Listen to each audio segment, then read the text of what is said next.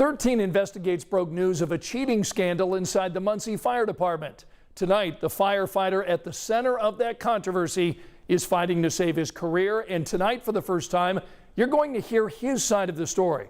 Our senior investigative reporter Bob Siegel explains how this longtime fire captain is defending himself and how much taxpayers are paying for him not to work.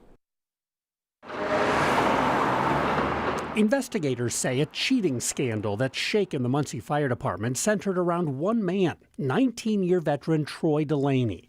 This investigation report from the Indiana Department of Homeland Security claims Dulaney used his leadership position to repeatedly facilitate cheating on EMT and fire exams from 2018 to 2023, pressuring students to report back to him with their test questions and then sending those questions to other students before they took their exams. Several current and former members of the Muncie Fire Department told 13 Investigates about the scheme. Have you personally seen this cheating happen? Yes, I have. After investigations by 13 News and the Department of Homeland Security, this state firefighting board and Indiana's EMT director revoked all of Dulaney's professional certifications, meaning he can no longer serve as a firefighter or EMT in Indiana. But Dulaney is appealing those revocations, and 13 Investigates has obtained his appeals. They say the state's investigation into the alleged cheating scheme was haphazard, reckless, irresponsible, inconsistent, biased, and founded in preconceived notions of guilt. Dulaney also claims at no point in the investigation was I ever permitted to know the specific allegations against me, nor was I permitted to see the so-called evidence. What is Mr. Dulaney asking for? He wants to get back to work. Chris Jeter is Dulaney's attorney. The whole thing just doesn't feel right, and we're going to get to the bottom of it, and we're going to get our day in court. Jeter and his client both say the Department of Homeland Security has not yet provided them any of the evidence that led state regulators to strip Dulaney of his certifications.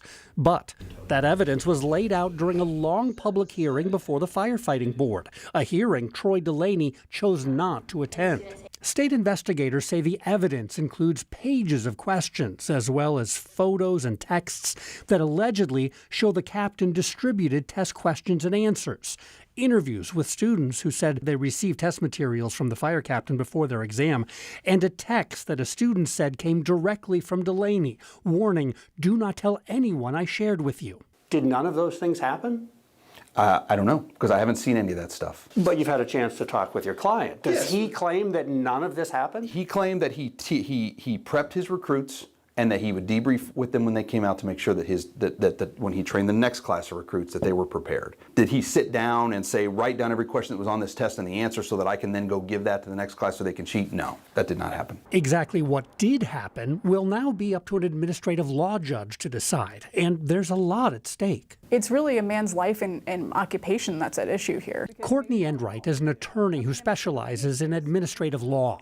She says an upcoming administrative appeal hearing will be Dulaney's chance to present his evidence. He's going to have to show that he's more credible, and the information that he has is more credible than what the state has to present.